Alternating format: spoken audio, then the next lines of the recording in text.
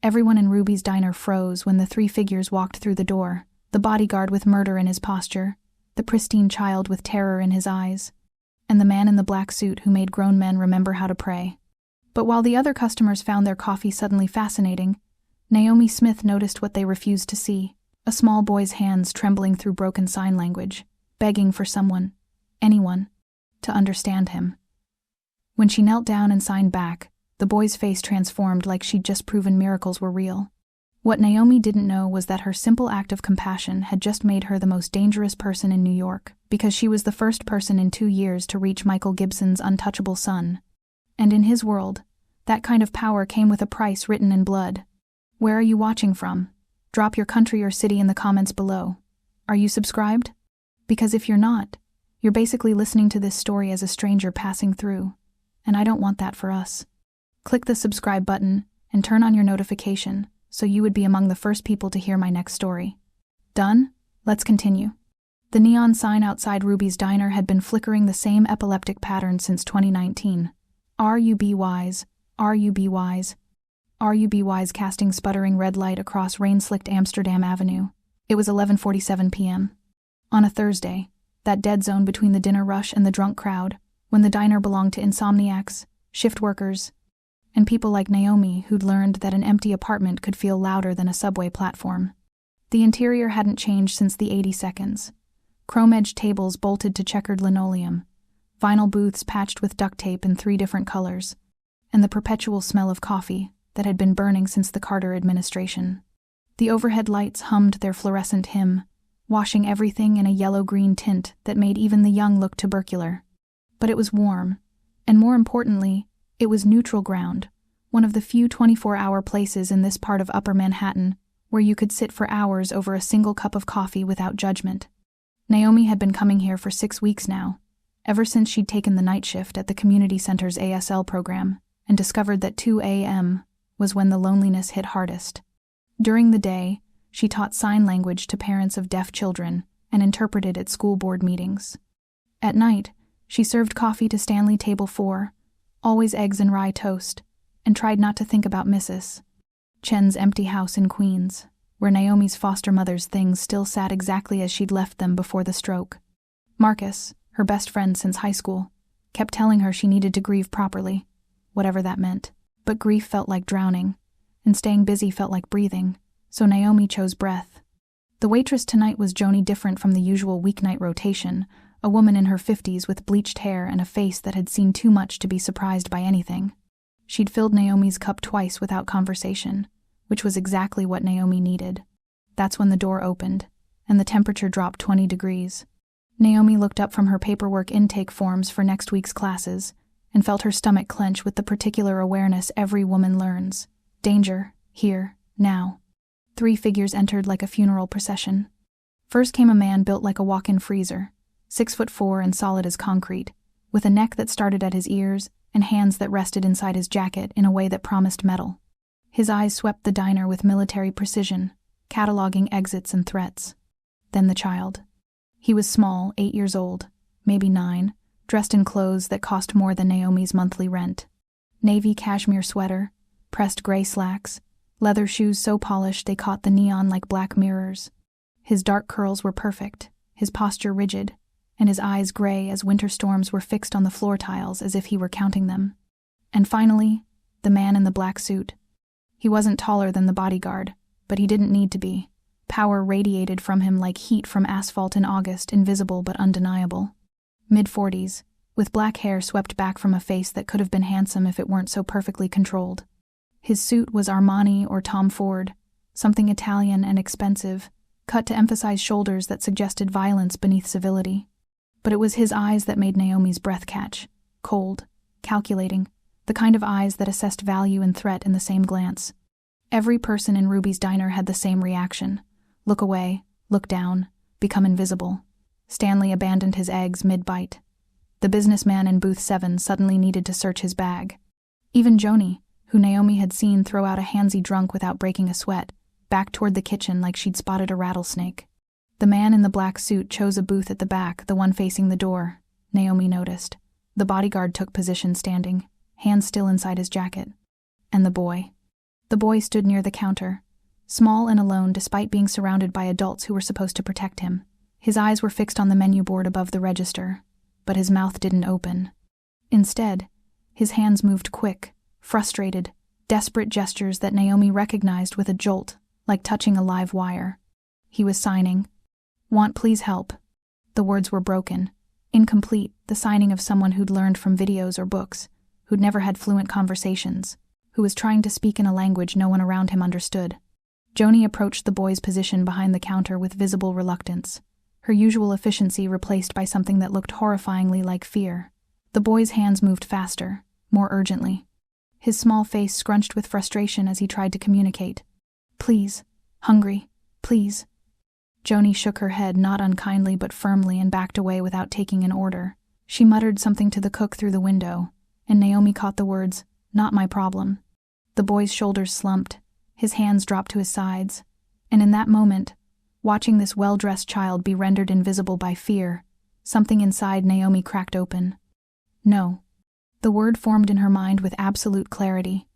Mrs. Chen had taught Naomi sign language starting when Naomi was 12 years old, fresh into foster care, and angry at a world that had taken her parents in a fire and left her with nothing. "People ignore what they don't understand," Mrs. Chen had signed, her weathered hands forming each word with patient precision. "So we teach them to see." For 15 years, Naomi had lived by that principle. She'd interpreted at hospitals, schools, courthouses, anywhere someone needed a voice that hands could provide. When Mrs.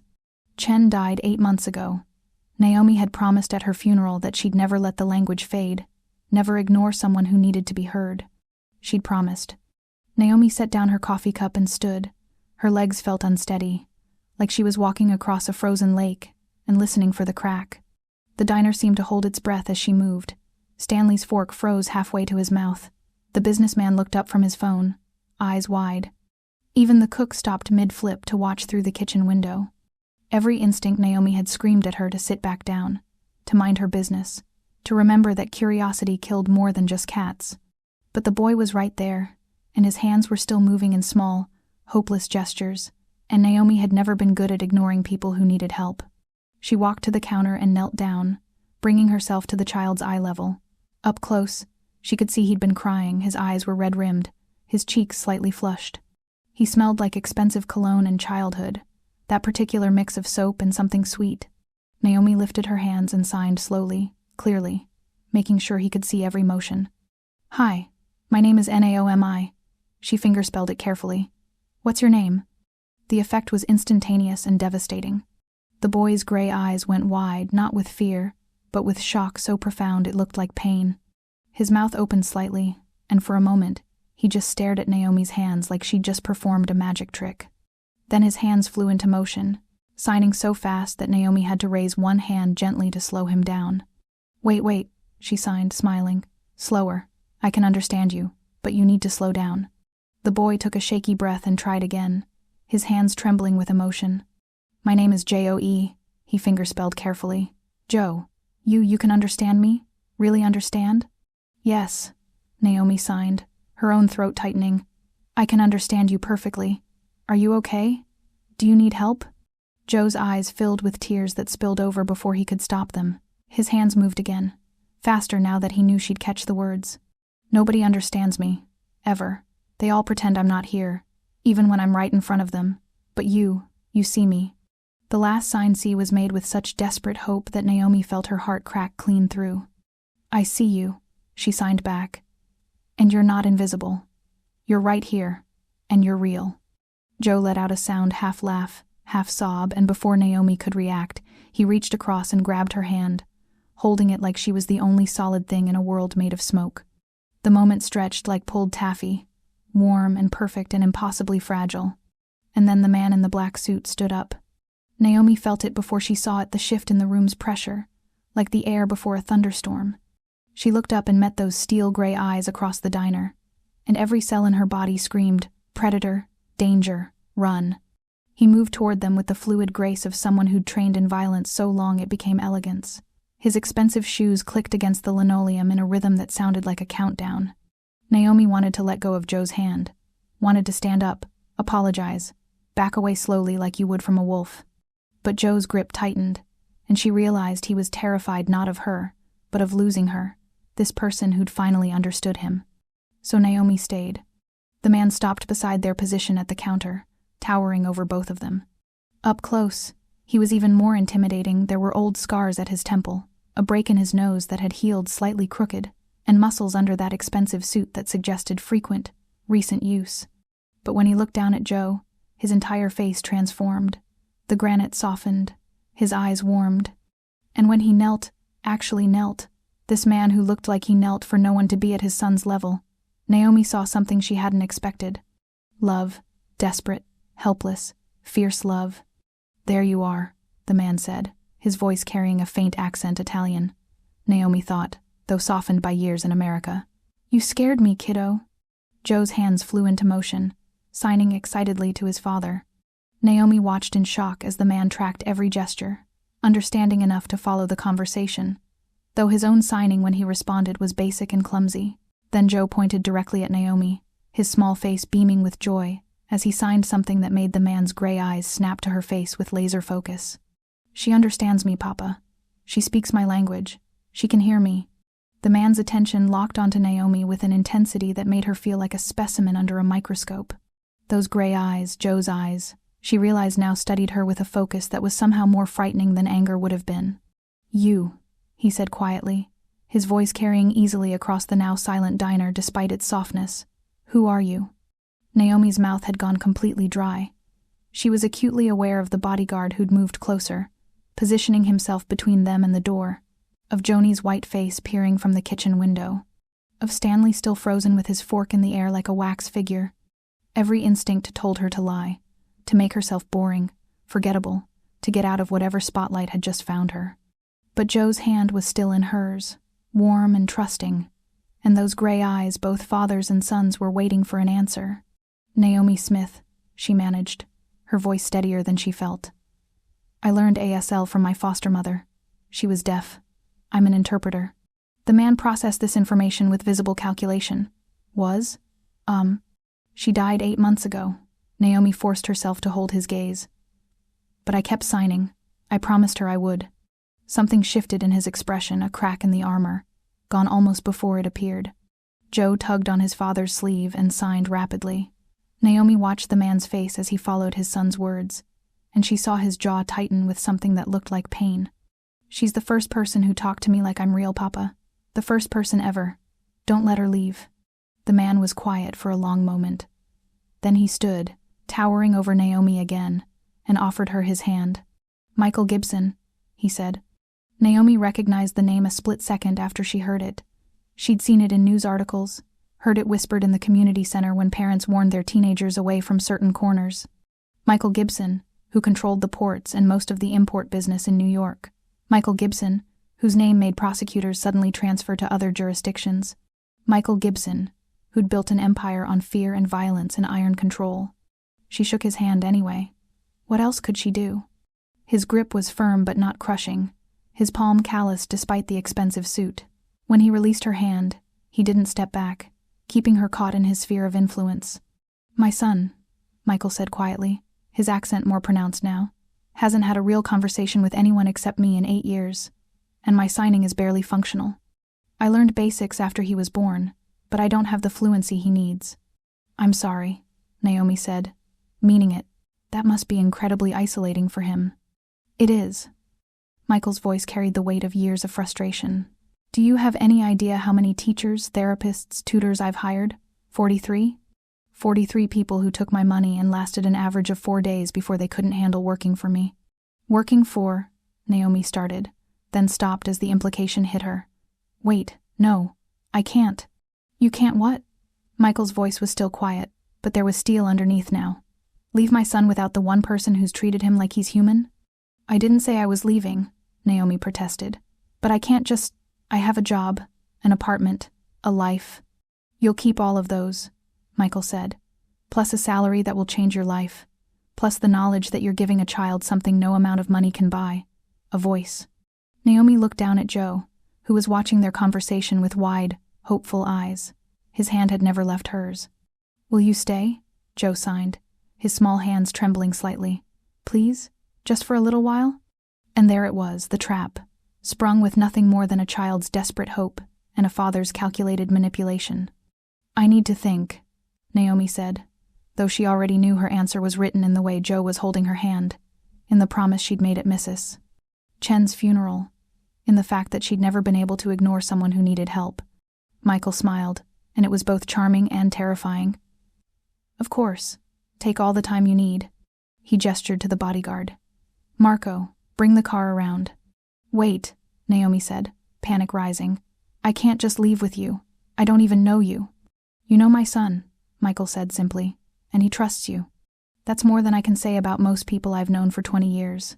He pulled out a business card, thick, expensive stock with just a phone number printed in raised ink. "Call this number tomorrow, or I'll call you." "You don't have my number," Naomi said. Michael's smile widened fractionally. "I will by morning." Naomi watched them leave Joe looking back over his shoulder, still signing, "Thank you, friend," until the door closed behind them. The black sedan that pulled up had diplomatic plates and windows so tinted they looked like polished obsidian. The moment they were gone, the diner exhaled. Conversations resumed. Stanley finished his eggs. Joni emerged from the kitchen with a look that said, "You're either incredibly brave or incredibly stupid." Naomi sat back down at her booth, but she couldn't stop her hands from shaking. She'd just promised, however implicitly, to help the son of a man who made his living through violence and fear. She'd just agreed to enter a world where kindness was a currency and debt was paid in blood. And the worst part? She knew she was going to call that number. Because Joe's face, when he'd signed, "You see me," had broken something in her chest that couldn't be unbroken. Her phone buzzed. An unknown number. The text was simple. "Tomorrow, 9 a.m. A car will pick you up. Bring enough clothes for a week. MG." Naomi stared at the message, her foster mother's voice echoing in her memory. "People ignore what they don't understand, so we teach them to see." She'd just taught a mafia boss's son that someone saw him. Now she was about to learn what that cost. What Naomi didn't know as she sat in that fluorescent-lit diner, her coffee growing cold and her future irrevocably altered, was that Michael Gibson had already made calls, already sent men to research every detail of her life. By sunrise, he would know about the fire that killed her parents when she was 10, about the 16 different foster homes before Mrs. Chen, about the community center job that barely paid rent, and about the promise she'd made at a funeral 8 months ago. He would know everything. And he would use it all to make sure that the woman who could reach his son would never have a reason or opportunity to leave. Naomi didn't call the number. For 3 days, she carried that business card in her pocket like a ticking bomb, feeling its weight every time she reached for her keys or her phone. She taught her Tuesday and Thursday ASL classes at the community center, served coffee at Ruby's during the graveyard shift, and told herself that silence was the same as saying no. She was wrong. It was 6:47 p.m. on Sunday, when she climbed the 4 flights to her studio apartment in Washington Heights, her messenger bag heavy with student intake forms and a library book she'd never finish. The building smelled like someone's abuela was making pernil, and Mrs. Gonzalez's television blared a telenovela through paper-thin walls. Normal, safe, hers. The black sedan parked across the street was none of those things. Naomi's keys froze halfway to the lock as she registered what she was seeing. The same diplomatic plates, the same obsidian windows, the same sense of money and menace wrapped in German engineering. Her throat went dry. She should run, call 911, call Marcus, call someone. Instead, she turned the key and pushed open her door. Michael Gibson stood in her hallway. He wasn't alone. 2 men flanked him, not Marco from the diner, but cut from the same cloth, broad-shouldered, dead-eyed, hands resting near concealed weapons with professional ease. They'd positioned themselves to block both the stairs and the elevator, though Naomi suspected the elevator hadn't worked since 2019 anyway. Michael held white roses. 24, perfectly arranged, the kind you sent to funerals or used to apologize for unforgivable things. "Miss Smith," he said, as if he'd been invited. As if breaking into her building and waiting in her hallway was a normal Sunday evening activity. "You didn't call." Naomi forced herself to breathe. "How did you get in here?" I asked nicely. His expression suggested the superintendent hadn't had much choice in the matter. "May we talk inside?" "No." Naomi stayed in the doorway, blocking entrance to her tiny studio, her one space in the entire city that was supposed to be safe. "You need to leave." "I will," Michael said calmly. "After we talk." He moved forward with the same fluid grace she remembered from the diner, And Naomi found herself stepping back despite every instinct screaming not to yield ground. The 2 guards followed, and suddenly her 400-square-foot sanctuary felt like a shoebox. Michael's eyes swept the space with clinical assessment. The futon that doubled as bed and couch. The kitchenette that was really just a hot plate and a mini fridge. The laundromat's neon sign across the street casting red and blue patterns across her walls. Her entire life, catalogued in 3 seconds. He set the roses on her makeshift kitchen counter. They looked obscene next to her thrift store coffee maker.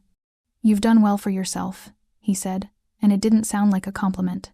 3 jobs. Night shifts at Ruby's, teaching at the community center, and weekend interpreting at Mount Sinai Hospital. You clear about $34,000 a year after taxes, spend $1,400 on rent, and send $200 monthly to a cemetery in Queens for your foster mother's plot maintenance. Naomi's blood turned to ice. "You had me investigated." "I had you researched," Michael corrected. "There's a difference. I know you were orphaned at 10, not 12, as you told me when a fire took your parents in Alphabet City. I know you went through 16 foster placements before Catherine Chen took you in at 12.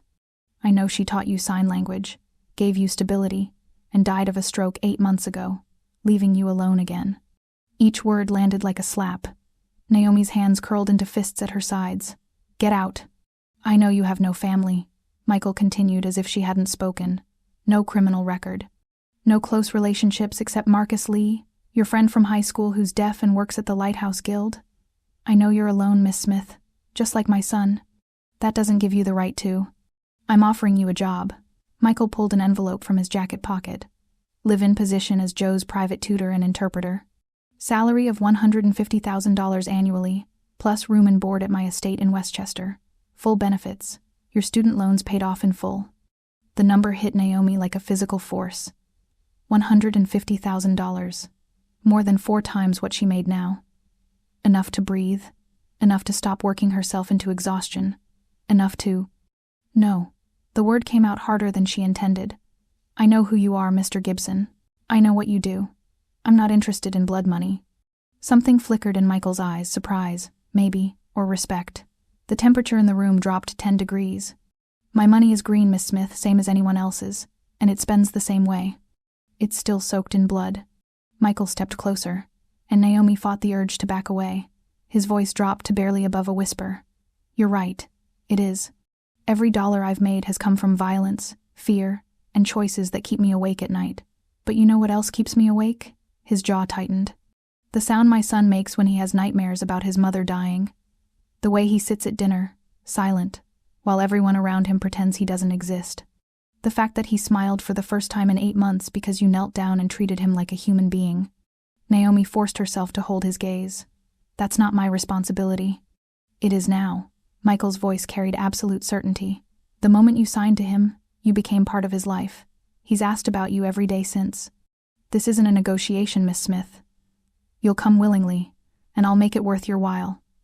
Or you'll come anyway, and I'll make sure you never want to leave." The threat hung in the air like smoke. "That's kidnapping," Naomi said.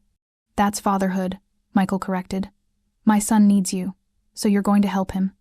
Naomi looked at the 2 guards, the roses, the man who'd invaded her home and her life with the casual confidence of someone who'd never been told no. She thought about Joe's face in the diner, the way his hands had trembled when he signed, "You see me." She thought about Mrs. Chen's promise. 1 month, Naomi said finally. "Trial basis. If Joe's in danger, if I'm in danger, I leave. No arguments." Michael almost smiled. "Miss Smith, he's always in danger. That's why you're here." 20 minutes later, Naomi stood in her apartment alone, a single suitcase packed on her futon. The roses were still on the counter, their white petals already starting to brown at the edges. Her phone buzzed with a text from Marcus. "Lunch tomorrow?" Naomi's fingers moved across the keys. "New job. We'll explain later. If you don't hear from me in a week, call police." Marcus's response came immediately. "What? Naomi, what's going on?" She didn't answer. She looked out her window at the black sedan idling below, its engine purring like a predator. She knew Marcus would call the police if she disappeared. She also knew they wouldn't come. Not for someone who'd voluntarily walked into Michael Gibson's world. Naomi picked up her suitcase and closed the door on the only safe space she'd ever known. The Gibson estate appeared through morning fog, like something from a darker version of a fairy tale, all wrought iron and old money, wrapped in walls high enough to keep out armies or keep in prisoners, depending on your perspective. Naomi pressed her forehead against the sedan's window as they passed through gates that opened without anyone touching them. Cameras tracked their progress from every angle, sleek and modern against the classical architecture. Men in casual clothes pruned hedges and raked gravel paths, but their movements were too precise, too watchful. These weren't gardeners, they were soldiers in civilian costume. The mansion itself sprawled across manicured grounds like a sleeping beast, 3 stories of limestone and tall windows that reflected the rising sun in shades of gold and blood. Beautiful, cold. Exactly what she'd expected from a man who built empires on fear. Marco, the bodyguard from the diner, opened her door. "Welcome to the estate, Miss Smith." It didn't feel like a welcome, it felt like a sentencing. Inside, the foyer soared 2 stories high, dominated by a chandelier that probably cost more than every apartment Naomi had ever lived in combined. The floors were white marble veined with gray, polished to a mirror shine. Original artwork she recognized a Rothko, or a very expensive forgery, lined the walls in museum-quality frames. Staff moved through the space like ghosts. A housekeeper polishing already gleaming banisters, a man in a suit carrying papers, a woman arranging fresh flowers in a vase that could double as a murder weapon. They all had the same quality of deliberate invisibility, eyes that looked through rather than at. A woman in her 60s approached with efficient grace, steel gray hair and a perfect chignon, designer glasses, expression that suggested she'd seen everything and been impressed by none of it. "Miss Smith, I'm Mrs. Castellano, the house manager." Her accent was pure Boston Brahmin. "I'll show you to your quarters and explain the household rules." "Rules," Naomi repeated, adjusting her grip on her single, shabby suitcase. "Mr. Gibson runs a very particular household." Mrs. Castellano's heels clicked against marble as she led Naomi toward a sweeping staircase. "First, you may move freely within the main house and gardens, but you'll need permission to leave the estate. Security protocols. So I'm a prisoner. You're a valued employee in a high-security environment." Mrs. Castellano's tone suggested the distinction mattered. "Second, you will not ask questions about Mr. Gibson's business affairs. You will not discuss the family with anyone outside this house, and you will not teach Joseph to sign anything regarding family business or security measures." "Joseph?" "Joe." Mrs. Castellano's expression softened almost imperceptibly. "Though we're instructed to use his full name, Mr. Gibson prefers formality." They climbed to the 2nd floor, passing more artwork and closed doors that probably hid rooms bigger than Naomi's entire former apartment. Her suite was at the east end of a long corridor, cream walls, hardwood floors, furniture that looked antique and uncomfortable. But the room itself was stunning. A 4-poster bed with linens that probably had a thread count in the thousands. An attached bathroom with marble counters and a shower large enough for 3 people. Floor-to-ceiling windows overlooking gardens that rolled down to a line of woods in the distance. A golden cage, indeed. "Joseph's room is directly across the hall, Mrs. Castellano said. "Mr. Gibson wants you available if the boy needs anything during the night. Breakfast is at 7 in the morning room. Joseph takes his meals separately, his choice, not ours." "Why separately?" Mrs. Castellano's lips pressed into a thin line. "The staff, they have superstitions, foolish ones.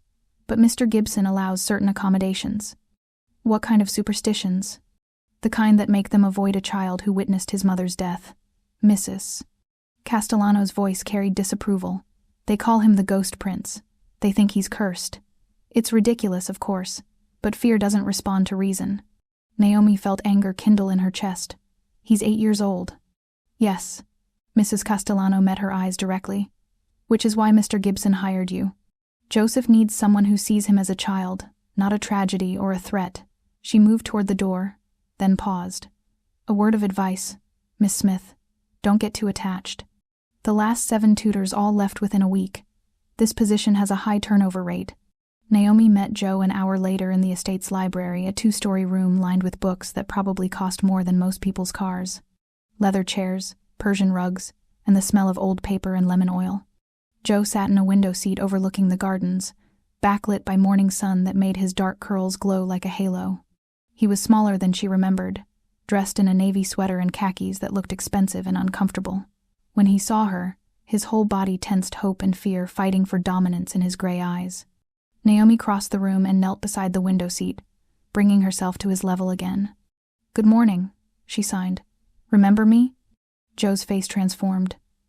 The fear vanished, replaced by a smile so bright it hurt to look at directly. "You came," he signed back, his hands moving with careful precision. "I thought maybe I dreamed you." "I'm real," Naomi assured him. "And I'm here to help you." They spent the next 2 hours in conversation, the longest Joe had apparently had in years. He was brilliant, Naomi discovered. He'd taught himself ASL basics from YouTube videos and online dictionaries, but without practice partners. His signing had remained functional, but limited. He was hungry for communication, for connection, for someone who understood that silence wasn't emptiness. "Where did you learn to sign?" Joe asked, his hands moving more confidently now. "My foster mother," Naomi signed. "She was deaf. She taught me that hands could speak louder than voices." "I like that." Joe smiled again, then his expression sobered. "Are you going to leave too?" The question hit Naomi like a punch. "Why would I leave?" "Everyone does." Joe's hands moved slowly now, carefully forming each word. "Teachers, doctors, therapists. They come, they try to fix me, and then they leave. Papa says it's because his work scares them. But I think it's because I'm broken." "You're not broken," Naomi signed fiercely. "You're perfect exactly as you are. And I'm not leaving. Promise?" Naomi hesitated, Mrs. Castellano's warning echoing in her mind. But Joe was looking at her with those storm-gray eyes, and she remembered Mrs. Chen's promise about never ignoring someone who needed to be heard. "I promise to stay as long as you need me," she signed. "Deal?" Joe nodded, then did something that surprised her. He offered his pinky finger. Naomi hooked hers with his, and they shook on it like children sealing a pact. "Can we do something every morning?" Joe signed. "Something that's just ours?" "Like what?" "We tell each other one thing we're grateful for." Joe's hands moved shyly.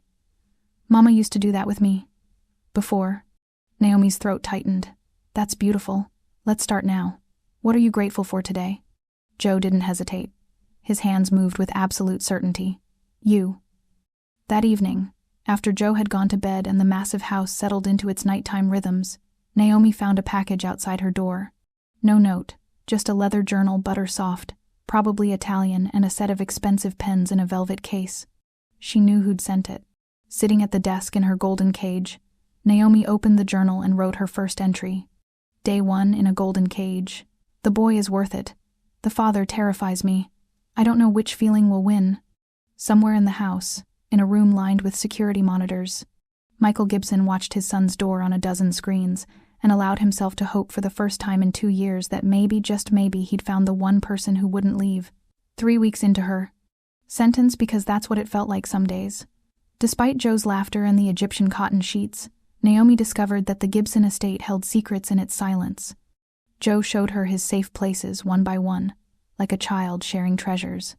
The treehouse first, tucked into an ancient oak at the garden's edge, weathered wood and rope ladder, a space barely big enough for 2 people. Joe climbed up with the confidence of frequent visits and signed from the platform above. "Mama built this." His hands moved in the dappled sunlight. "Before. She said everyone needs a place where the world can't find them." Naomi climbed up carefully, testing each rung. Inside, the treehouse was sparse but loved a faded blanket, a box of colored pencils, drawings tacked to the walls. Pictures of a dark-haired woman with Joe's smile. Elena, the ghost who still haunted this house. "It's perfect," Naomi signed. Then the window seat in the library's second-floor alcove, hidden behind a false panel of books. Joe showed her how to press the spine of a first-edition Dickens to reveal the space, a cushioned nook overlooking the woods where deer sometimes grazed at dusk. "Nobody knows about this except me," Joe signed, his invented gestures mixing with traditional ASL. He made a motion like pulling a curtain closed, then pointed to his chest. "My invisible place." And finally, the gap behind the library shelves on the ground floor, where someone Joe's size could slip through into a dusty space that smelled like old paper and secrets. Joe signed his own language here, gestures he'd created when he had no one to talk to, a private vocabulary born from isolation. Naomi learned them all, adding them to her mental dictionary of how this boy had survived 2 years of silence. Michael started joining their afternoon sessions in the second week. He'd appear in the library doorway still in his suit, still carrying the weight of whatever violence he'd orchestrated that day, and ask with surprising diffidence if he could observe. Naomi would nod, and he'd sit in one of the leather chairs, watching his son sign with an expression that looked like mourning. By week 3, Naomi was teaching him. "Slow down," she'd sign, then show him again, her hands forming the letters with patient precision. Michael's hands were too large, too scarred, too accustomed to holding guns and signing death warrants. His fingers stumbled over the delicate motions, and frustration would tighten his jaw. But he kept trying, kept practicing, kept showing up. Joe watched these lessons with something like wonder, as if seeing his father struggle made him more human, more reachable. The breakthrough came at dinner on a Thursday. Michael had started insisting they eat together, the 3 of them, in the formal dining room that probably seated 30 but felt intimate when it was just their small circle. The staff served in silence, eyes averted, and Naomi had learned not to comment on the guns she sometimes glimpsed under suit jackets. Joe was signing about a video he'd watched, something about elephants, his hands animated, his face bright. Then he made a gesture Naomi recognized. The setup for a joke. "Why don't elephants use computers?" Joe signed, barely containing his giggles. Michael leaned forward, brow furrowed, trying to follow. He caught elephant and computer, but missed the connection. He looked to Naomi, and there was no shame in asking, just genuine desire to understand. "He's telling a joke," Naomi said. "He wants to know why elephants don't use computers." "Why?" Michael asked. Naomi interpreted as Joe signed the punchline. "Because they're afraid of the mouse." For a moment, nothing. Then Michael laughed, a real laugh, rusty from disuse, surprised out of him. The sound was so unexpected that Joe started laughing too, and suddenly the formal dining room filled with something it probably hadn't heard in years: joy. The staff member pouring water froze mid-pour, staring. In the kitchen, Naomi heard the clatter of dropped silverware. Michael Gibson, the man who made prosecutors resign and witnesses disappear, was laughing at his son's joke about elephants. The world had shifted slightly on its axis, but the world noticed. At the Red Hook docks that same night, in a warehouse that smelled like salt water and diesel fuel, Salvatore DiMarco poured expensive scotch for a man who'd betrayed his employer for the right price. "Tell me again," DiMarco said, his voice carrying the refined cruelty of old money and older violence. The mole, Vincent's nephew, promoted too fast, loyal to cash more than blood, swirled his drink. Gibson slipping. He smiles at dinner now. Leaves meetings early to watch the kids' lessons. The woman's changed him. The interpreter? DiMarco's smile was surgical. Interesting. He's vulnerable. First time in 20 years. The boss has a weakness now, a woman and a broken boy. DiMarco set down his glass with deliberate care. Then we move soon. Strike the heart. Control the empire. Naomi heard them arguing at midnight. She'd come downstairs for water, padding through dark hallways in borrowed silk pajamas that cost more than her monthly rent used to. The voices came from Michael's study, raised but controlled. The kind of anger that stayed leashed but barely. "You're slipping, Michael." Vincent's voice tight with frustration. "You smile at dinner. You leave meetings early. You're learning fucking sign language while DiMarco circles like a shark. Watch your tone." Michael's voice carried that particular quietness that preceded violence. "I'll watch my tone when you watch your back. This compassion will get you killed. It's already made you weak." Silence. Then Michael spoke. So quietly Naomi had to strain to hear. "Then I'll die human. You'll die leaving your son unprotected. Is that what Elena would want?" The sound of something hitting a wall, a glass, maybe, or a fist. "Don't you dare speak her name. Someone has to say it. The woman's in your head. You're changing for her and the boy, and your enemies have noticed. They're coming, Michael. And when they do, your newfound humanity won't stop the bullets." Naomi backed away from the door, her heart hammering. She'd known Michael was dangerous. She hadn't realized how dangerous his world was, or that her presence had somehow made it worse. The next morning, during art therapy in the sunroom, Joe drew a picture with careful concentration. When he finished, he showed it to Naomi with shy pride. 3 figures holding hands in a garden. A small boy with dark curls, a tall man in a black suit, and a woman with kind eyes. The sun shone above them in bright yellow crayon. They were smiling. "My family," Joe signed. "The one I want to keep." Naomi looked at the drawing, at this impossible, beautiful vision of something that couldn't exist in Michael Gibson's world, and felt her heart crack open and terror flood in simultaneously. Because she wanted it too. God help her. She wanted to keep this strange, broken family they were building. But Vincent's words echoed in her mind. "They're coming." And Naomi realized with cold certainty that love in this world wasn't safety. It was a target painted on their backs in blood-red ink. Absolutely not. Michael's voice was flat, final, the tone that ended negotiations before they began. He stood behind his desk in the study, backlit by morning sun that turned him into a silhouette of refusal. Naomi held her ground. He needs this.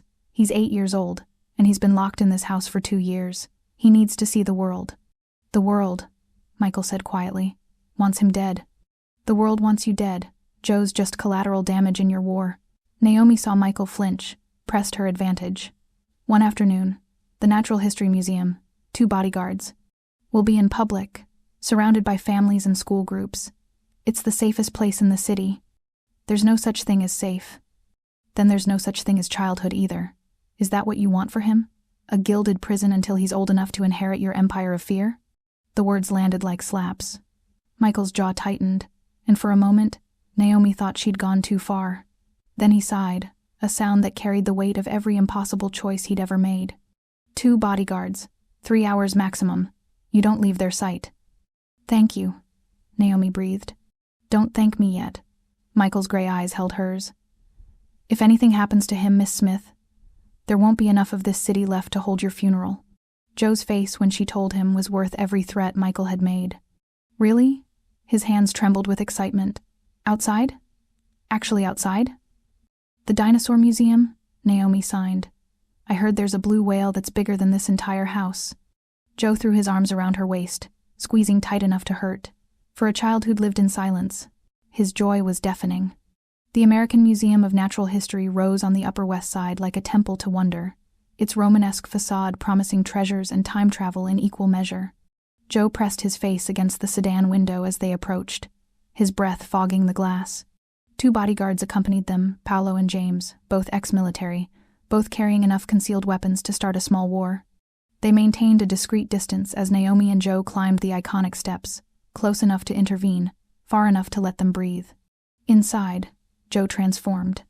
He ran from exhibit to exhibit, signing so fast Naomi had to ask him to slow down.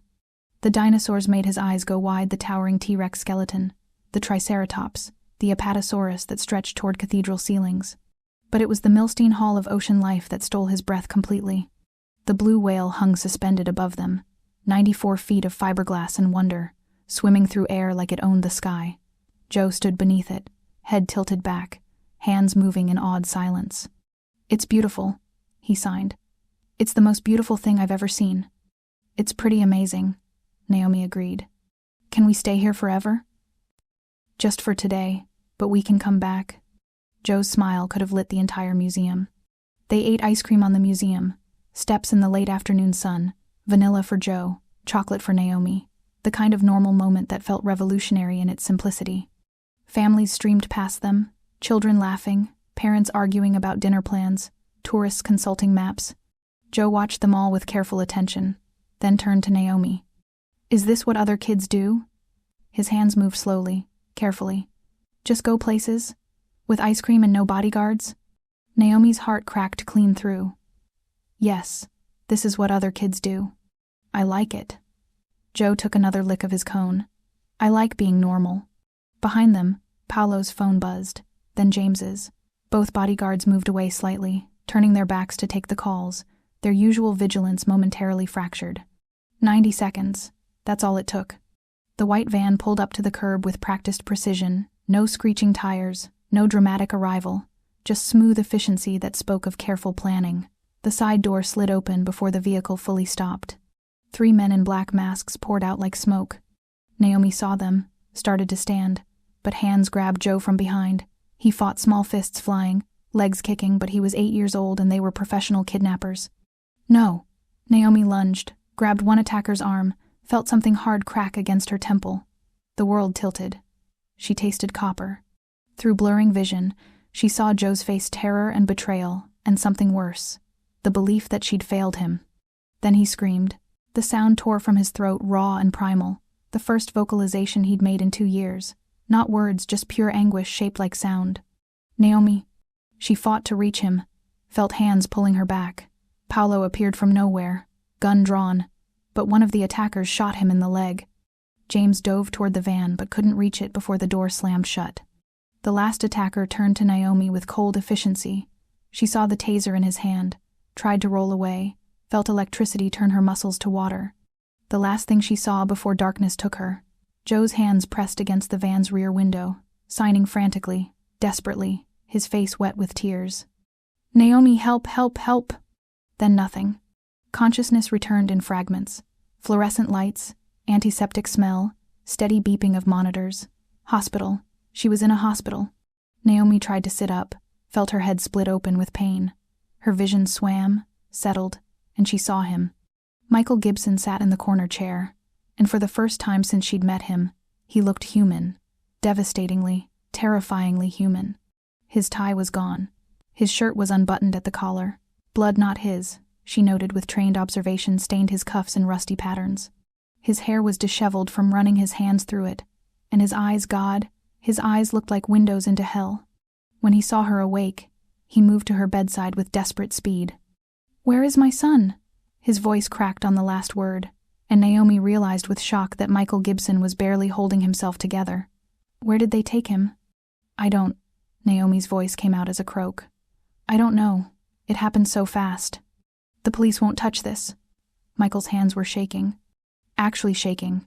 "No one investigates mafia kidnappings. My men want blood, want to tear the city apart. But we don't know where DeMarco is holding him. We don't know where he is." The anguish in his voice cut deeper than any blade. Naomi closed her eyes, forced her concussed brain to work. Joe. Where would they take Joe? Somewhere DeMarco felt safe. Somewhere. The memory hit her like lightning. Joe in the library, showing her his invented signs. His hands moving in patterns only she had learned to read. The gesture he'd made for safe places, the one he'd taught her in secret. Wait. Naomi grabbed the notebook on her bedside table, ignoring the IV that pulled at her arm. Her hands shook as she sketched, trying to capture the exact motion Joe had made weeks ago. Hands moving like waves, then forming a boat shape, then pointing down below. "What is that?" Michael demanded. "Joe taught me his private signs," Naomi said, sketching faster. "The ones he created when he had no one to talk to. He showed me how he describes his safe places." She drew the gesture again, adding details from memory. Water, boat, underground, or hidden. He kept repeating this sign when he talked about places that felt safe to him. Michael stared at the notebook, understanding dawning in his eyes. The old ferry dock. South Harbor. "What?" "It's where I used to take Elena and Joe before." Michael's voice broke. "Before. Joe loved watching the boats. DeMarco knows that. He'd use it as psychological warfare." "How do you know?" Naomi asked. Michael looked at her, and for the first time, she saw him truly afraid. "Because it's what I'd do." He pulled out his phone, barked orders in Italian too rapid for Naomi to follow. Then he turned back to her. "How did you know?" His voice was raw. "How did you read that from a child's invented gesture?" "Because I listened," Naomi said simply. "You just have to know how to hear." 20 minutes later, Naomi sat in the lead SUV of Michael's convoy, a bandage on her head and painkillers making her vision swim. She'd refused to stay at the hospital. Michael hadn't argued. Dawn was breaking over New York, painting the sky in shades of blood and fire. 6 black SUVs tore through empty streets, sirens silent, speed illegal, purpose absolute. War was coming to the South Harbor docks. And this time, silence wouldn't save anyone. The South Harbor ferry terminal rose from fog like a skeleton, breaking through skin-rusted metal and rotted wood, chain-link fence sagging under decades of neglect. Salt air mixed with diesel fuel and decay, the smell of things left to die by the water. Michael's convoy stopped a quarter-mile out, engines cutting simultaneously. In the sudden silence, Naomi could hear the lap of water against pier pylons and the cry of gulls that sounded almost human. 12 men inside, Vincent reported, lowering his binoculars. DeMarco's in the old ticket office, the boys with him. Michael checked his gun with practiced efficiency. "We breach in 2 minutes. Kill anyone who resists." "No." Naomi's voice cut through the planning like a blade. Every head turned toward her. "No?" Michael's voice carried dangerous quiet. "If you storm in there with guns blazing, they'll kill Joe the second they hear you coming." Naomi forced herself to meet his eyes despite the fear churning in her gut. "Let me go in first." "Alone, unarmed." "Absolutely not.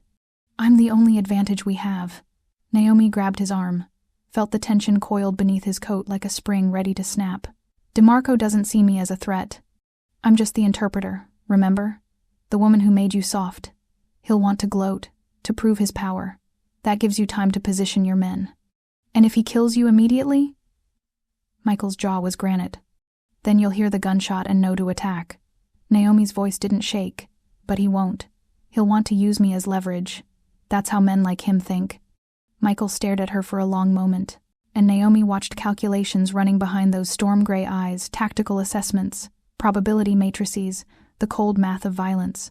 5 minutes, he said finally. You have 5 minutes to get Joe out.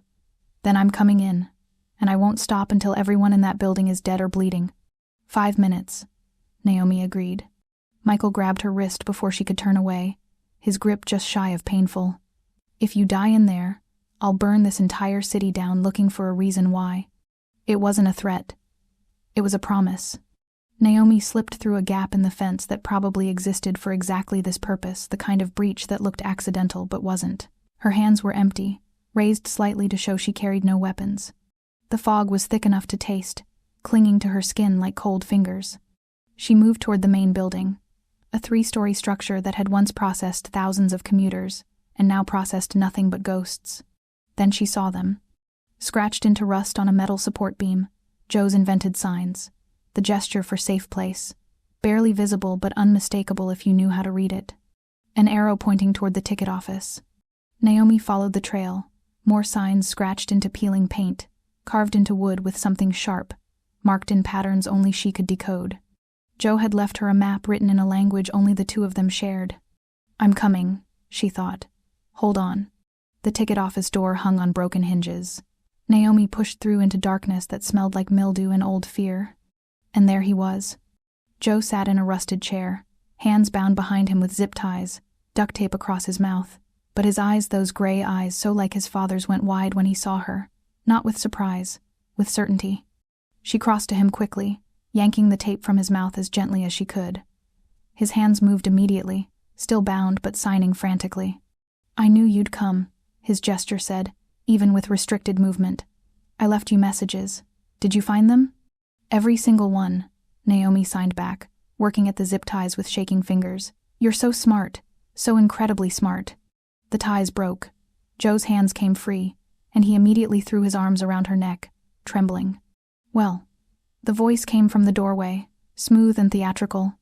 Isn't this touching? Naomi spun, putting herself between Joe and the speaker. Salvatore DeMarco looked exactly like a man who'd built his empire on inherited wealth and cultivated cruelty. Silver hair, perfectly styled, expensive suit, and eyes that assessed value like a jeweler examining flawed diamonds.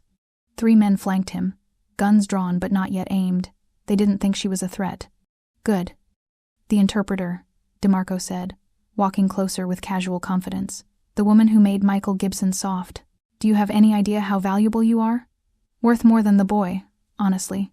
With you, I can control Gibson. With just the child.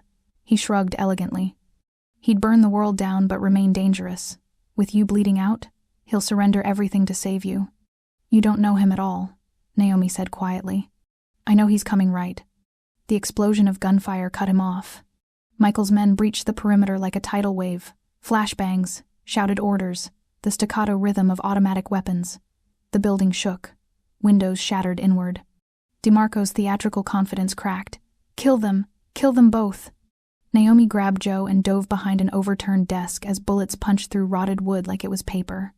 She covered his body with hers, feeling him shake beneath her, his hands signing against her back. Scared.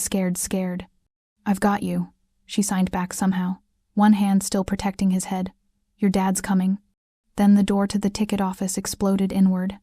Michael Gibson entered like a force of nature, black coat billowing, gun raised, face transformed into something primal and terrible. His eyes found Joe immediately, then Naomi, and something in his expression shifted from calculation to pure fury. The firefight was brutal and efficient. Michael's men poured through multiple entrances, overwhelming DeMarco's guards with military precision. Michael himself moved through the chaos with singular focus, shooting anyone who stood between him and his son. DeMarco, cornered and desperate, lunged toward Naomi and Joe.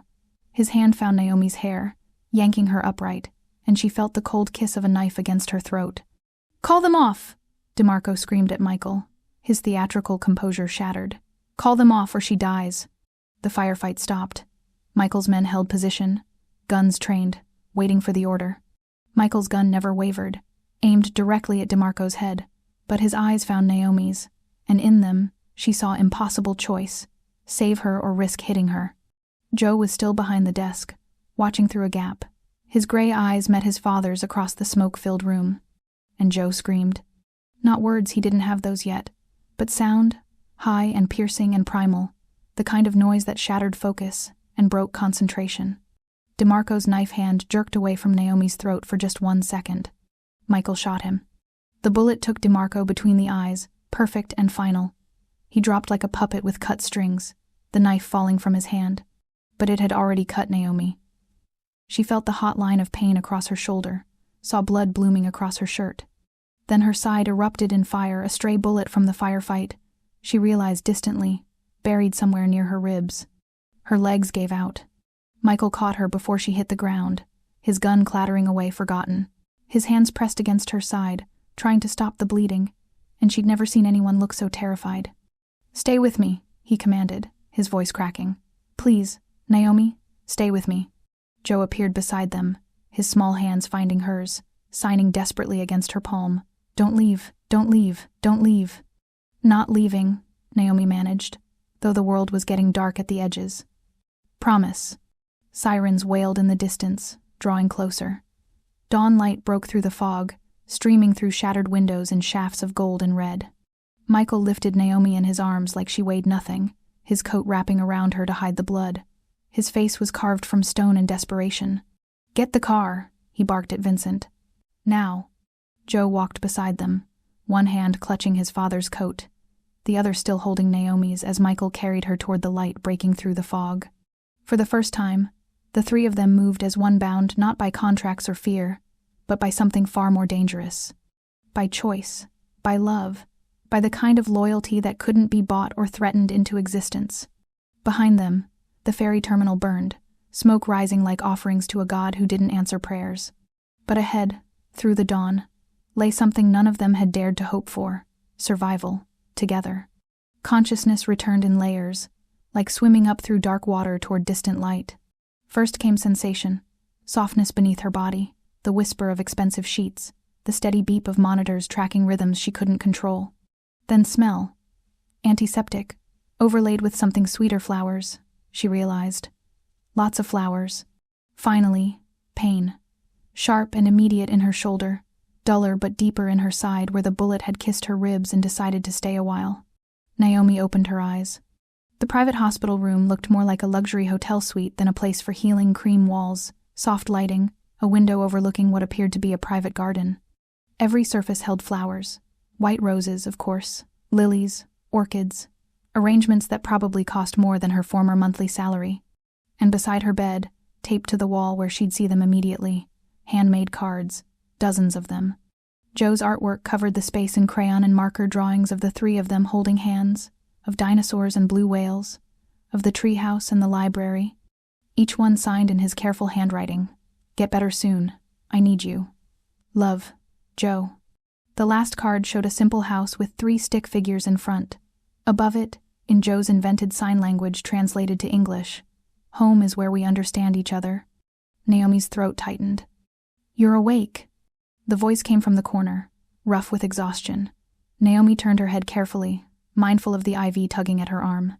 Michael Gibson sat in a chair that looked too small for his frame, dressed in the same clothes she remembered from the dock: black shirt, no tie, dried blood still visible on his cuffs.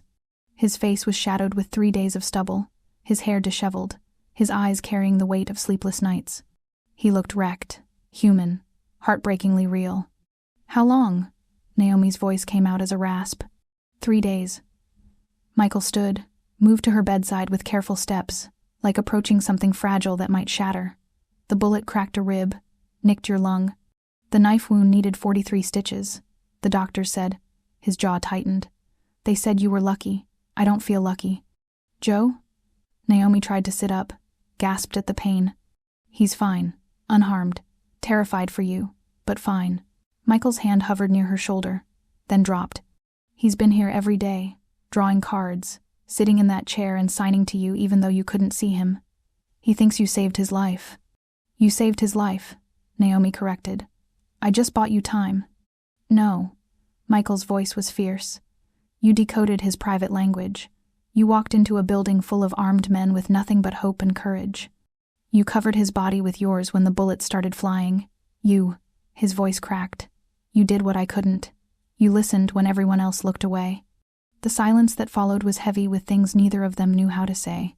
Finally, Michael spoke again, his voice barely above a whisper. I built my empire on fear. Did you know that?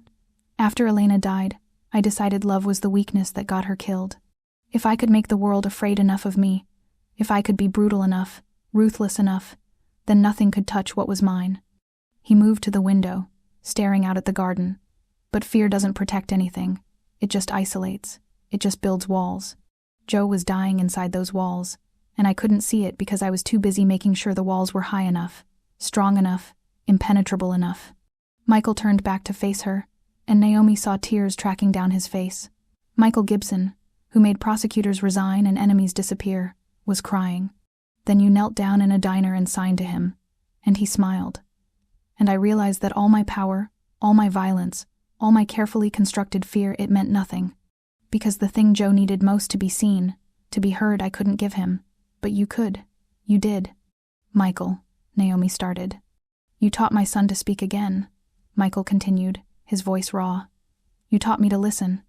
You risked your life for a child who wasn't yours, in a world that should have terrified you, because it was the right thing to do. And I don't know how to repay that. I don't know how to... He broke off, pressing his palms against his eyes. I don't know how to be the person who deserves what you've given us. Naomi let the silence sit for a moment, gathering her strength. When she spoke, her voice was weak but steady.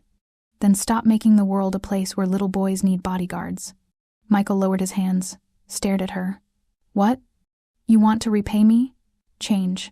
Naomi held his gaze despite the exhaustion pulling at her. I'm not naive enough to think you can just walk away from your empire, but you can reshape it. Make different choices. Build something that doesn't require Joe to live behind walls and armed guards. It's not that simple. I know. Naomi's voice softened. I know your world doesn't work like that. I know you have enemies, obligations, blood debts. I know you can't just become someone else overnight, but you can try. You can make different choices, one decision at a time. Michael was quiet for a long moment. Then, slowly, he nodded. I can't promise to become a saint. My hands are too bloody for redemption. I'm not asking for a saint, Naomi said. I'm asking for a father who chooses his son over his empire. That's all. Before Michael could respond, the door burst open. Joe flew into the room like a small hurricane, still in his pajamas, Mrs. Castellano trailing behind with an apologetic expression. I'm sorry, Mr. Gibson, he heard her voice, and... It's fine. Michael stepped aside as Joe scrambled onto the hospital bed, careful to avoid Naomi's injuries. You're awake. Joe's hands flew, his face radiant with joy and relief. I was so scared. I thought you wouldn't wake up. I thought I'd lost you like I lost Mama. I'm here, Naomi signed back, ignoring the pull of stitches in her shoulder. I'm okay, and I'm not going anywhere. Joe buried his face against her uninjured side, his small body shaking with silent sobs. Naomi looked up at Michael, who watched them with an expression that looked like pain and hope warring for dominance. Come here, Naomi said softly. Michael hesitated, then moved to the bed. Joe immediately reached for his father, and suddenly the three of them were tangled together in the hospital bed, careful of IVs and bandages. But together, a knot of healing and hope, and something that felt almost like family. They fell asleep that way, Joe between them, Michael's hand covering Naomi's on Joe's back. The monitors beeped their steady rhythm, marking heartbeats and promises neither of them had the words to make yet. Outside, the sun set over the private garden, painting everything in shades of gold. 2 weeks later, Naomi stood in the Gibson estate gardens, her shoulder still tender but healing, breathing in air that smelled like cut grass and possibility. The estate had changed in subtle ways.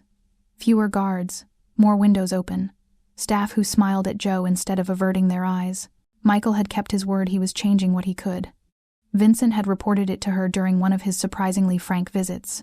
Michael had pulled completely out of the drug trade, absorbed the financial hit without flinching. He'd restructured his operations, focusing on shipping and import businesses that straddled the line between legal and legitimate. He'd made peace with 2 smaller families and crushed a third that tried to exploit his perceived weakness. "He's making enemies," Vincent had said, studying Naomi with shrewd eyes. "The old guard thinks he's gone soft, but he doesn't care. First time in 20 years he doesn't care what they think." "Is that bad?" Naomi had asked. Vincent had smiled, a rare expression on his weathered face. "It's human. Whether that's bad or good depends on whether they kill him for it." Now, watching Michael across the lawn, Naomi wondered what she'd set in motion by teaching a mafia boss's son to sign in a diner at midnight. Michael was attempting to practice ASL from a book balanced on a garden bench, his large hands forming shapes with intense concentration. He was terrible at it, his movements too stiff, his fingers not quite hitting the right positions, but he kept trying. Joe appeared beside Naomi, signing, "Papa's been practicing every morning. He wants to surprise you." "He's doing great," Naomi lied kindly. Joe giggled silently, shoulders shaking. "He's terrible, but I love that he tries." The boy's face grew serious.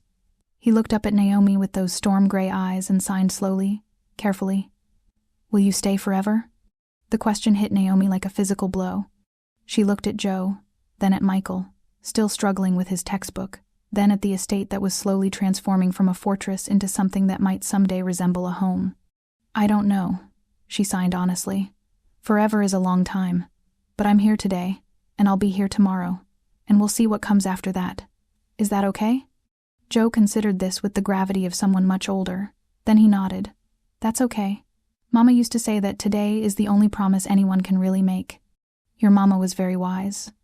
"I miss her," Joe signed, his hands trembling slightly. "But I'm glad you're here. Is that bad? To miss Mama but be happy you came?" Naomi knelt down, ignoring the pull of healing wounds, and took Joe's hands in hers. "Your Mama would want you to be happy. Love doesn't end when someone dies. It just makes room for new love. You can miss her and want me here. Both things can be true." Joe threw his arms around her neck, holding tight. When he pulled back, he was smiling again, that sunrise smile that made everything worth it. "Come on," he signed. "Let's go help Papa before he hurts himself trying to sign Butterfly." They crossed the lawn together. Joe ran ahead, practically vibrating with energy, and grabbed Michael's hand to pull him toward a caterpillar he'd discovered on a leaf. Michael allowed himself to be dragged, setting aside his book. He knelt in the grass, expensive suit and all, to examine Joe's discovery. "Look," Joe signed. "It's going to turn into a butterfly soon. It's in its metamorphosis stage." Michael attempted to sign back, his hands forming something that looked vaguely like beautiful, but came out as confused vegetable. Joe burst into giggles, the sound mixing with his signing as he corrected his father's hand position. "No, Papa, like this. You said it's a confused vegetable." Michael's face, that granite face that had terrified criminals for 20 years, cracked into a grin. He tried again, still got it wrong, and Joe laughed harder. Naomi watched from a few feet away, her heart doing something complicated in her chest. This was the moment, she realized. This was what she'd risked everything for.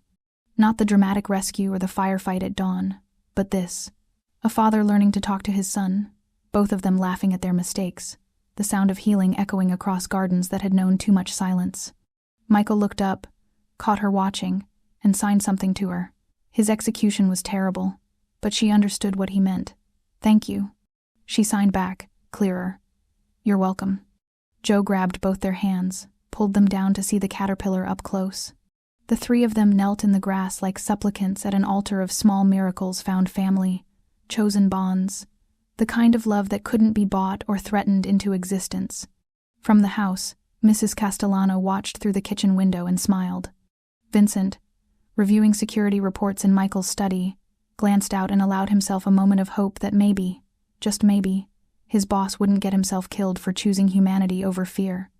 And in the garden, as late afternoon sun turned everything golden, a little boy taught his father the sign for caterpillar, while a woman who'd promised to listen watched them both and felt something settle in her chest that had been restless her entire life. Not forever.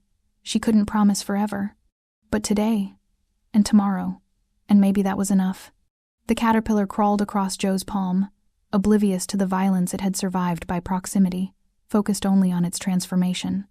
Soon it would build a chrysalis, dissolve into soup, and emerge as something entirely new. Naomi understood the metaphor. They all did. In the distance, a phone rang. Business never stopped, even in moments of grace. But for now, for this golden afternoon, Michael Gibson let it ring. He had more important things to do. Like learning the sign for butterfly, and home, and family. Words he'd thought he'd never use again. Words that, in Naomi's patient hands and Joe's bright eyes, were slowly being translated from dream into possibility. The world outside the estate walls was still dangerous. Michael's enemies still circled. The balance of power still shifted with every decision he made to choose differently. But inside these walls, in this garden, 3 people who'd found each other by accident and stayed by choice were building something that fear couldn't destroy. Because Naomi was right. Compassion was the most radical rebellion. And this family, strange and broken and healing, was its living proof. 1 month after the docks, Michael found Naomi in the library at sunset and asked her to join him on the rooftop terrace. It wasn't a request, exactly, but it wasn't a command either. Something in between the tone of a man asking for something he couldn't demand and wasn't sure he deserved. "I need to talk to you," he said, privately. Naomi marked her page in the ASL linguistics textbook she'd been reviewing and followed him through the house, up a staircase she hadn't known existed, through a door that opened onto the estate's highest point. The rooftop terrace was stunning: stone pavers, wrought iron railings, potted trees that somehow thrived despite the elevation. The sun was setting over Westchester in shades of amber and rose, painting the world in colors that felt too beautiful for the conversation Naomi sensed was coming. Michael stood at the railing, hands in his pockets, shoulders tense. He looked nervous, Naomi realized with shock. This man who ordered death over breakfast and negotiated with senators over dinner looked genuinely, humanly nervous. "I've been thinking," Michael began, not looking at her, "about what you said in the hospital, about making different choices." "Okay," Naomi said carefully. "I've restructured most of my operations. Pulled out of anything that directly harms people, drugs, human trafficking, protection rackets that were just extortion by another name." He turned to face her now, the sunset backlighting him in gold. "It's cost me. In money, in relationships, in respect from people whose respect I probably shouldn't want anyway, but I've done it." "I know," Naomi said. "Vincent told me." "Vincent talks too much." But there was no heat in Michael's voice. "The point is, I'm trying to be the father Joe deserves, the man he can grow up respecting instead of fearing. And you made that possible. Joe made that possible. You gave me my son back." Michael's voice carried absolute certainty. "Before you walked into that diner, he was a ghost in his own life. Now he laughs, he jokes, he talks, Naomi, because of you." The weight of his gratitude felt almost crushing. "So I'm giving you a choice," Michael continued. He pulled an envelope from his jacket, thick, expensive paper. "New identity. Enough money to start over anywhere in the world. I have contacts who can make Naomi Smith disappear completely, set you up with a life far from this world. You've given us everything. You owe us nothing." Naomi stared at the envelope, her mind reeling. She'd expected chains, not keys. Expected to have to fight for freedom, not have it offered wrapped in paper and possibility. "You're letting me go?" "I'm giving you the choice I should have given you from the start." Michael's jaw tightened. "You didn't ask for this life. I forced it on you because I was desperate and used to taking what I wanted. You deserve better than being trapped by a promise you made to a little boy in a diner." Naomi took the envelope with shaking hands, felt its weight. Freedom, escape, everything she'd thought she wanted when she first walked through the estate's gates. "Or," Michael said quietly, "you could stay." The word hung in the air between them like smoke. "Not as an employee," he continued. "Not as someone I hired. As family." He met her eyes, and Naomi saw vulnerability there that took her breath away. I don't know how to do this, how to ask for something instead of taking it, but Joe needs you. And he swallowed hard. I need you, both of us. We're better with you in our lives. We're more human." It wasn't quite a marriage proposal, nothing so traditional or simple. It was something deeper, stranger, more honest. An invitation into the broken, healing circle they'd formed in blood and sign language and desperate choices. "What kind of life can we give him here?" Naomi asked softly. "He'll always be the Mafia Boss's son, Michael. Always have a target on his back because of who you are, what you've done. Then I'll make sure that means something different than it did before." Michael's voice carried the weight of a vow. "He'll inherit an empire, yes, but one that builds instead of destroys. One that creates opportunities instead of taking them. I can't undo my past, Naomi. My hands will always be bloody. But I can shape his future into something cleaner. Can you? Naomi challenged. Can you really change that much? I don't know. Michael's honesty was brutal, beautiful. But I'm willing to spend the rest of my life trying. For him. And, his voice dropped, for you. If you'll stay. Naomi looked at the envelope in her hands, then at Michael's face, then out at the sunset, painting the world in impossible colors.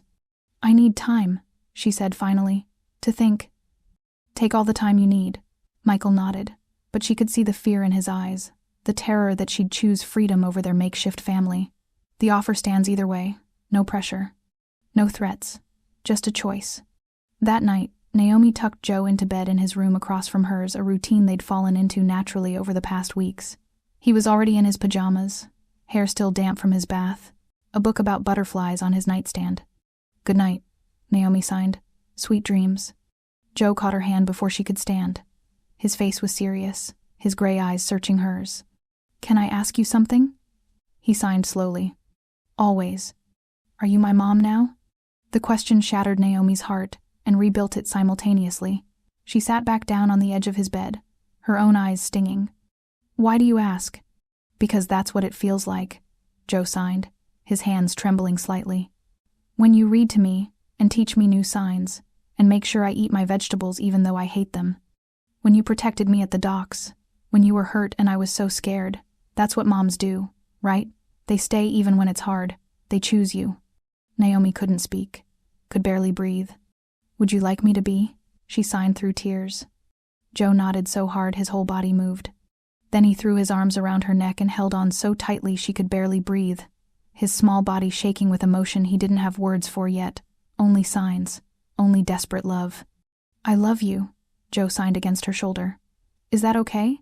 To love you even though you're not my real mom? I love you too, Naomi signed back fiercely. And love makes you real. Biology doesn't. Choice does. So yes, if you want me to be your mom, then I am. They stayed like that for a long time. Joe curled against her, both of them crying quietly, both of them choosing each other in the language only they fully understood. When Joe finally fell asleep, Naomi tucked him in and kissed his forehead, a gesture that felt sacred, like a vow. She knew her answer now. She found Michael past midnight in his study, surrounded by paperwork and ledgers, trying to build his empire into something his son could inherit with pride instead of shame. He looked up when she entered, hope and fear warring in his expression. Naomi crossed the room and stood before his desk. She lifted her hands and signed one word, clear and certain. Stay. Michael stared at her. Then his face crumpled, and for the first time since she'd known him, she saw him cry not the controlled tears of the hospital, but real sobbing, the kind that came from years of grief and new hope colliding. He stood, came around the desk, and pulled her into his arms, careful of her healing shoulder, gentle despite his size. Thank you, he whispered against her hair. Thank you for choosing us. Thank you for staying. Naomi held him back, this dangerous man who'd learned to be gentle, this father who'd learned to listen. Outside, the city that never slept hummed with violence and beauty and possibility. Inside, a family that shouldn't exist built on trauma and sign language, and impossible choices held each other in the dark and chose love over fear. Again, and again, and again. 6 months later, spring broke over the Gibson estate like a promise kept. The changes were everywhere if you knew how to look. Windows that had been kept closed for security now stood open, letting in air that smelled like cherry blossoms and fresh-cut grass. Guards still patrolled the perimeter, but fewer of them, and their postures had shifted from threat assessment to genuine protection. The staff who'd once moved like shadows now smiled when they passed Joe in the hallways, called out greetings he could lip read or sign back to. The house that had felt like a mausoleum was learning to breathe again. Naomi stood in the kitchen doorway, watching Mrs. Castellano hum while arranging flowers, actual humming, something the house manager never would have done 6 months ago, when silence felt safer than joy. Big day today, Mrs. Castellano said without turning around. Joe's been up since dawn, checking the garden every 15 minutes to make sure the decorations are still there. He's excited, Naomi said, smiling. 9 years old, that's a big milestone. It is for any child, for this one especially. Mrs. Castellano turned, and her expression was warmer than Naomi had ever seen it. "Thank you, Miss Smith, for giving him birthdays worth celebrating." "It's just Naomi," she said for the 100th time. "And you're welcome." She found Michael in his study, dressed casually in jeans and a button-down, a sight that still startled her sometimes. The man who'd once worn suits like armor now saved them for business meetings that happened less frequently and ended earlier than they used to. He was practicing signs from a textbook, his large hands forming shapes with intense concentration. 6 months of daily practice had made him functional, though he'd never be fluent. His fingers still stumbled over complex concepts, still defaulted to fingerspelling when he got frustrated. But he tried.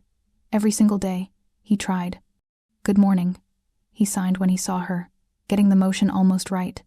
"Good morning," Naomi signed back, then added with a grin. "You signed good morning instead." "Wrong hand position." Michael groaned, but he was smiling. "I'm never going to get this right, am I?" "You're getting better every day," Naomi assured him. "Joe told me yesterday that he understood 80% of what you signed at dinner. That's huge progress." "Only 80%? Michael raised an eyebrow. "What about the other 20? He said you told him the mashed potatoes were very deceased, instead of very delicious." Michael laughed, a sound that still surprised her with its ease, its lack of rust. "Well, they were pretty dead. Mrs. Castellano overcooked them. They'd found a rhythm over the past 6 months, Naomi and Michael. Not quite romance in the traditional sense. There'd been no dramatic declarations, no passionate kisses, no clear moment when friendship became something more. Instead, they'd built something quieter, deeper, forged in shared trauma and daily choices. They communicated in a hybrid language, English for complex thoughts, sign for important moments, and an unspoken understanding that came from raising a child together and surviving things that should have broken them. Some nights, Michael still woke, gasping from nightmares about the dock, about arriving too late, about losing everyone he loved. Naomi would hear him through the walls and go to him, not to his bed but to the chair beside it, staying until his breathing steadied and the demons retreated. Some nights, it was Naomi who woke trembling, feeling the ghost of DeMarco's knife at her throat, the taser's electricity, the certainty of death. Michael would appear in her doorway, never presuming, always asking permission, and talk to her until dawn about nothing and everything, his voice an anchor pulling her back from dark water. They were partners, co-parents, two broken people who'd accidentally built something whole from their shattered pieces. And if sometimes Michael's hand lingered on her shoulder a moment too long, if sometimes Naomi caught herself staring at his profile in morning light and feeling something warm and terrifying bloom in her chest, well, they had time to figure out what they were becoming, time to let it grow at its own pace. For now, they had Joe, and that was enough. The garden party was controlled chaos in the best possible way. 20 children from Joe's school, the Academy for Deaf and Hearing Excellence, which Michael now funded almost entirely, ran through the estate grounds like a small, joyful army. Deaf children and hearing children mixed seamlessly, some signing, some speaking, most doing both, all of them united in the universal language of 9-year-old chaos. Joe was in the center of it all, wearing a birthday crown Naomi had made from construction paper and genuine joy.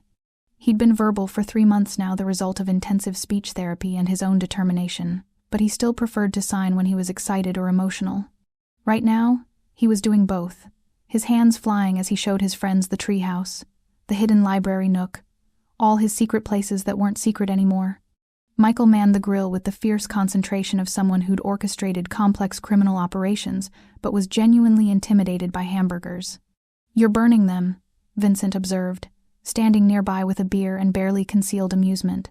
"I'm creating a crispy exterior," Michael corrected, flipping a patty that was definitely more charcoal than meat. That's one word for it. Marcus, Naomi's best friend, who'd driven up from the city for the party, appeared beside them, signing and speaking simultaneously in the fluid way of someone who lived between two worlds. "You know," Marcus signed to Michael with a grin, "I didn't think you'd survive her. Naomi's tougher than you." Michael attempted to sign back, his movements careful but clumsy. "I know. That's why we're still alive." He got the grammar wrong, signed "why we still breathing" instead, but Marcus understood, and his smile softened into something like respect. "You're good for them," Marcus said quietly, switching to voice. "Both of them. I didn't want to believe it 6 months ago, but I see it now. You're trying to be better.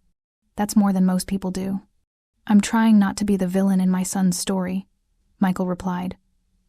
Naomi taught me that was possible. Naomi appeared then, carrying a cake covered in 9 candles and surrounded by children singing some in words, some in sign, all of them wonderfully off-key. Joe's face lit up like sunrise. They sang the signed birthday song Naomi had taught them, hands moving in synchronized beauty. "Happy birthday to you." Joe closed his eyes, made a wish, and blew out all 9 candles in one breath. When he opened his eyes, he looked directly at Naomi and Michael standing together, and his smile said everything words couldn't. "This is what I wished for. This exact moment. You." As the sun set and the last families departed with tired, happy children, Joe grabbed Naomi's hand and then Michael's. "Come with me," he signed. "I have something to show you." He led them to the treehouse, the one his mother had built, the one he'd shown Naomi months ago as one of his safe places. They climbed up carefully, all 3 of them barely fitting in the small space, surrounded by Joe's drawings and treasures. Joe sat cross-legged, serious despite the birthday crown still perched crookedly on his head. His hands moved slowly, deliberately. "I made a new sign," he began. "A private one, just for us." He held up his hand, 3 fingers extended, index, middle, ring, then he interlocked them with his other hand, braiding them together in a gesture that was uniquely his own invention. "This means family?" Joe signed. "Not the word everyone else uses. Our word. 3 people who chose each other, who stayed, even when it was hard, who speak the same language, even when no one else understands." His eyes shone with tears and determination. "That's us. That's what we are." Naomi felt her throat close with emotion. Michael's hand found hers, squeezed gently. Together, they repeated Joe's sign, 3 fingers interlocking, braiding together, a private vocabulary of chosen bonds and survived trauma and love that couldn't be bought or threatened into existence. "Family," they signed together. "Our word." In that moment, in that treehouse built by a ghost and inherited by hope, 3 people who shouldn't have fit together became something unbreakable. Late that night, after Joe had finally crashed from sugar and excitement, after the last decorations had been cleared away, Naomi found Michael in the garden. He stood near the flower bed where broken glass from old violence still glinted in the moonlight, shards they'd never quite managed to find and remove, fragments of the past that refused to stay buried. "Sometimes I can't believe this is real," Michael said without turning around, knowing her footsteps by now. "That something good came from all that blood." Naomi moved to stand beside him, their shoulders almost touching. "Good things don't come from blood," she said quietly. "They come from the choice to stop spilling it." Michael turned to face her, and in the moonlight, he looked younger, somehow less like the feared crime lord, and more like the man he might have been if different choices had been made decades ago. "Thank you," he signed, getting it almost right, "for teaching us to listen." "Thank you for learning," Naomi signed back. They stood there in the garden where violence had once lived, signing to each other in the dark, a private language of survived trauma, chosen family, and cautious hope.